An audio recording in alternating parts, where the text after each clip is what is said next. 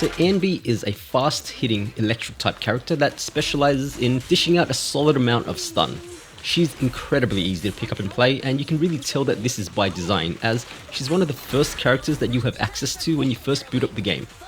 She's a perfect character for those new to the style of gameplay, as her basic attack strings and specials are very simple to pick up and execute. You're not going to find any fancy mechanics with her, no charges and complicated meters specific to the character, just raw damage and stun. And even the stun mechanic that she's built around is just really easy to wrap your head around. Most of her combo enders do higher than usual stun, which makes her great in teams that can benefit off of this. So first up, let's take a look at her basic attack Turbo Volt. This basic attack string is a 4-button, 7-hit combo basic attack string that starts off by dealing physical damage on the first 3 inputs, followed by an electric damage attack on the 4th input. This combo is what you would typically get when you're mashing out her attack, and it's not her optimal string. Instead, as an Anby player, your goal will instead be to utilize her enhanced basic attack string, known as Basic Attack Thunderbolt. This enhanced string is instead performed by either performing a slight delay between the 3rd and 4th button press, or pressing and holding the 4th input. There's a visual cue in the form of a bright blue flash, and doing so will instead have her unleash a downward strike, which summons a thunderbolt that deals additional damage and stun over her standard combo. I personally prefer to utilize the press and hold method, which does feel a little bit more natural to me, especially for those of you who have played a lot of Sword and Shield in Monster Hunter. Next up, we've got her special attack, which comes in a few variants. When used raw without any EX meter, Anby will perform Fork Lightning. Using it this way, however, is not recommended, as there is a slightly longer windup in the opening animation. Instead, what you should aim to do is utilize this within a basic attack string of 3 basic attacks followed by a special. Doing it this way will reduce the windup significantly and provide you with some additional safety, as you lead into the attack with some additional anti-interrupt that you get via your basic attack string. Now, when performing this attack with her EX meter available, Anby instead performs the EX variant of the move. This causes her to backflip into the air, performing a vertical slashing attack for additional damage. This EX variant can be performed both by itself and at the end of a 3-hit basic attack string, just like the regular variant. Doing so will reduce its windup time and provide you with additional anti-interrupt. Next, we've got the dash attack, Taser Blast. Anby's dash attack is a simple 360 spinning slash that hits twice and deals physical damage. There's really nothing too special about this move. It's a reliable way to engage enemies, as it does move you forward slightly. This move is also performed off of a non-perfect dodge counter as well. On that note, when performing a dodge counter at just the right time, Anby will instead perform a perfect dodge, slowing down time slightly. Now, during this time slow, inputting an attack key will have her unleash her dodge counter move, Thunderclap. So this will have her rush back in to perform a hard-hitting downward strike that deals electric damage for more damage and a large amount of stun. Anby's ultimate is called Overdrive Engine, and it has her first unleash her EX special, Fork Lightning. It is then followed by a downward strike attack similar to her Thunderbolt basic ender. Upon landing, we also get 4 Thunder Strikes in a 180-degree cone pattern in front of her. This attack is primarily a single target focused ultimate, but you do get some splash from the lightning at the end there. So what about Anby in a team? Let's look at her assist moves and see what she brings to the table. So when playing Anby off-field as the second character, you'll periodically see her portrait flash in the bottom right corner as you deal damage.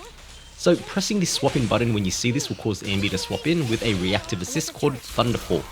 Her defensive assist, Flash, is performed when swapping her in using the same timing as a perfect dodge, just as an enemy is attacking you.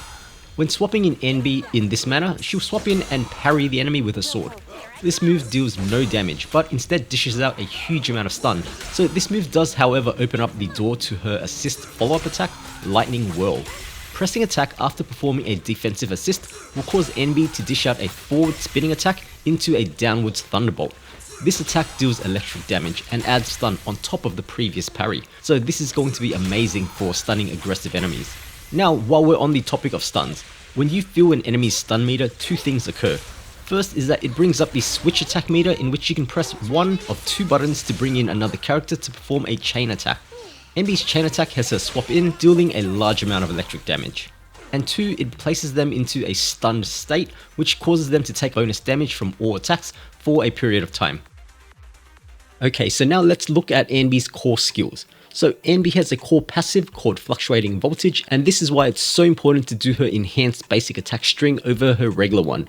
Whenever you allow for the delay after the third input, any basic attack, special attack, or EX special that you chain gains an extra 64% days. So this is a huge buff to the amount of days that you dish out, so it's imperative that as an Anby player, you want to master the timing on that basic attack string. Anby also has an additional ability that gets unlocked whenever she's in a squad with another character with the same lightning attribute, or with the same faction of the Cunning Hares. This ability grants her 7.2 energy whenever she does a dodge counter, and this can happen once every 5 seconds. This is really nice because as an Anby player, perfect dodges are going to be a staple in cancelling out of your attack string if enemies start hitting you mid-combo. Losing out on a combo midway feels really bad, but with this passive, at least there's an upside to it. So when it comes to Anby teams, there's not really a single best Anby team, as you're more likely to be building around your main DPS as opposed to building around Anby herself. Because she's a stun character, you want to place her on a team that can make use of that stunned state, with carries that enjoy having breathing room to dish out their optimal combos. The most obvious teams for Anby is going to be a mono electric team, and you can go two ways with this. One is built around a melee damaged Anton team with Anton, Anby, and Rena if you have her, but Nicole will also do fine in the support slot. Or you can go with my personal favorite, a shock anomaly focused team with Grace, Anby, and Rena. Although this is pretty expensive as it does run 2 standard 5-star characters.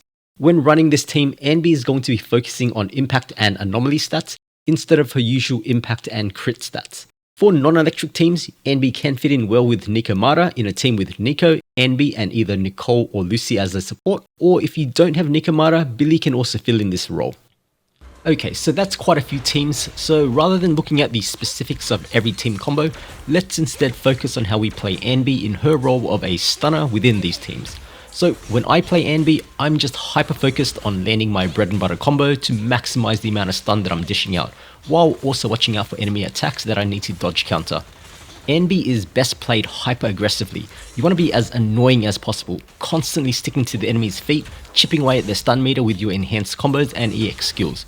It's very important that you watch out for perfect dodges, as this not only lets you get back into combat faster, it also rewards you with some extra stun and also some extra EX meter thanks to your passive. So here's what that looks like in action.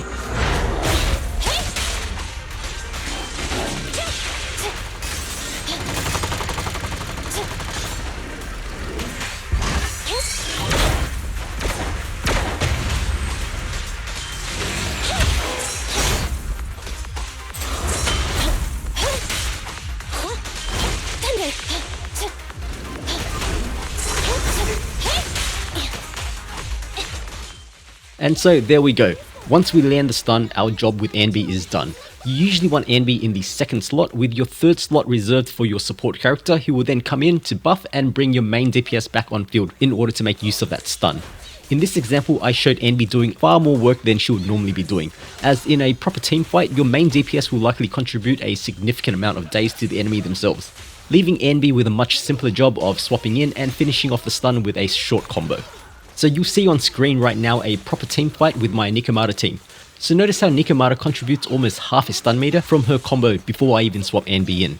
After the stun occurs, the enemy is in a stunned state for so long that by the time he starts moving again, I've already built the stun meter back up to 70%, allowing Anby to simply swap in to bring him back into that stunned state again for a second time.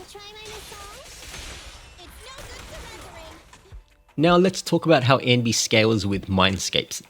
Anby's M1 grants her a welcomed 12% increase to her energy regeneration rate whenever she lands the 4th hit of her basic attack string, and this affects both the regular and enhanced attack string. It also lasts for 30 seconds, so it's quite easy to have this up permanently. Her M2 grants her 30% bonus damage on the 4th hit of an enhanced attack string if it lands on a stunned enemy. So this is kind of whatever, since we wouldn't really ever have Anby on field once a stun occurs anyway. The second part of it is nice though, as it gives her EX special an additional 10% days when it hits an enemy that is not stunned. Her M4 is quite nice. It gives all off-field team members 3 energy and up to an additional 6 energy based off of Anby's regeneration rate whenever she lands a chain attack or her ultimate. And then finally, her M6 improves her sub DPS a little bit by giving her 8 charges whenever she uses an EX skill. And then whenever she does a basic attack or dash attack, you consume one of these charges and increase that attack's damage by 45%. So this isn't really anything game changing, but I am a little biased as I play Anby as a pure stun bot. If you prefer playing her in a more sub DPS role with more field time, then it is a nice boost to her sub DPS capabilities. Okay, so now on to disc drivers. Anby is really simple to build. If you're playing her as a stun support, then there's really only one set to go, and that's the Shockstar Disco set. Its 2-piece bonus gives you 6% impact, and its 4-piece bonus grants you 20% more days to basic attacks, dash attacks, and dodge counters. Although the main stats and substats will vary a little bit depending on what kind of team you play her on, for all non-anomaly teams you're going to want to focus on impact and crit stats. If you're running her in an anomaly team, then you're going to want impact and anomaly stats. So for main stats, slots 1, 2, and 3 are locked to flat stats, with slot 4, in a normal team you want crit rate or crit damage depending on your ratio. You can also go with attack here if you want to forego crits altogether and just focus on regular attacks. If you're running Anby in an anomaly team however, then you want to pick up anomaly proficiency here. In slot 5, penetration ratio is slightly better for regular comps, although electric damage is also good, followed by attack. For anomaly based teams though, electric damage definitely wins out. In slot 6, we obviously want impact percentage, and that's going to be the best main stat you can get here. But if you don't have any impact pieces, then energy regen rate is going to be your second best option. And then for the substats, since we can't get impact to roll here at all, we're just going to be going for DPS substats. So that's crit rate, crit damage, attack, and penetration. And of course, if we're running Anby on an anomaly team, then we want anomaly proficiency instead. And then finally, in terms of W engines, Anby has quite a few choices. Her best in slot is going to be the 5-star engine Hellfire Gears. It grants her 18% impact unconditionally, and then also 0.6 energy per second while off field. When using an EX special, you also get an additional 10% impact for 10 seconds, stacking up to 2 times. The other 5-star option, the Restrained, is Lycaon's signature weapon, and it also provides 18% impact, and while its passive is really good for Lycaon, it's going to be really difficult for someone like Anby to sustain. Lycaon is able to rapidly cancel multiple skills together in order to maintain the 5 stacks here, while Anby's skill has a very long wind-up, so I wouldn't recommend this engine for her. For the 4-star options, Demara Battery Mark II is Anby's signature engine, and it's pretty good. We actually get this one for free from the Gadget Store tutorial, so everyone should have one of these. It grants us 15% impact and electric damage along with energy regeneration rate whenever we dodge or use an assist.